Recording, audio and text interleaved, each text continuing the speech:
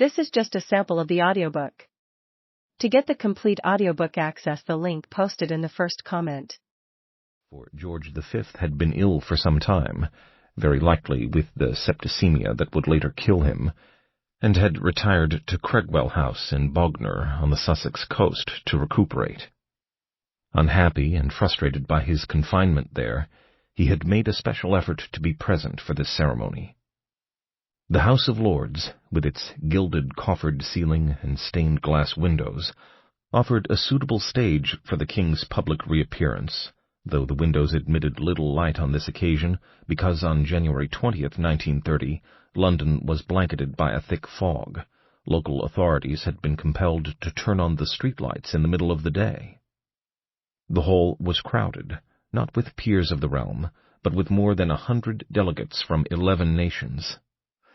6 of those nations were dominions within Britain's far-flung empire, including Canada, Australia, and New Zealand, though the audience also boasted representatives from the military powers of 3 continents.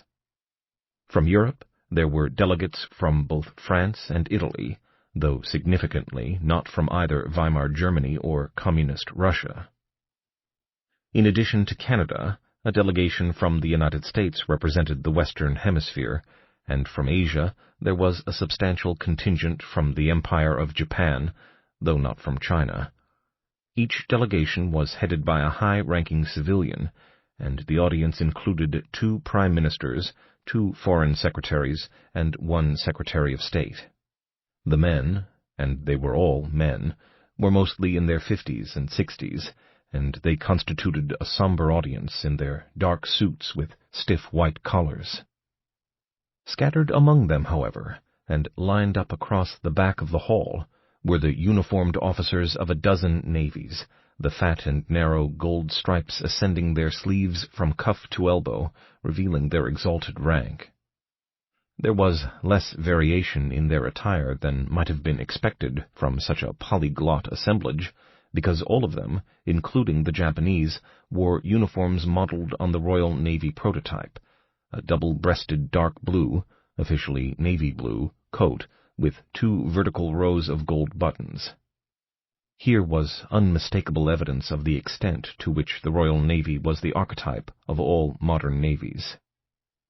Many of the officers also wore gaudy decorations, stars, and sashes, earned over a lifetime of service at sea and ashore, and the bright splashes of color among the dark suits suggested songbirds among ravens. Even the junior officers, tasked with note-taking, translating, and providing technical support, stood out by sporting thick aiguillettes of gold braid draped over their shoulders and across their chests, ornamentation that identified them as belonging to the staff of one or another of the gold-striped admirals. George V, too, might have worn a naval officer's uniform, since in addition to being the sovereign of Great Britain, Ireland, and British dominions beyond the seas, he was also a 5-star admiral in the Royal Navy.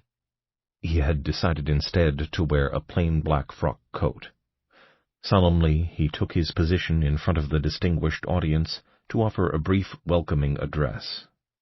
Speaking in what the London Times called a firm and resonant voice, he noted that every nation there was proud of its navy, and rightly so. But, he said, competition among navies had been a major factor in provoking what he called the grim and immense tragedy that had erupted in 1914. He hardly had to remind these men that the battleship construction race between Britain and Imperial Germany from 1905 to 1914 had been a central feature of the mounting distrust that culminated in the outbreak of war.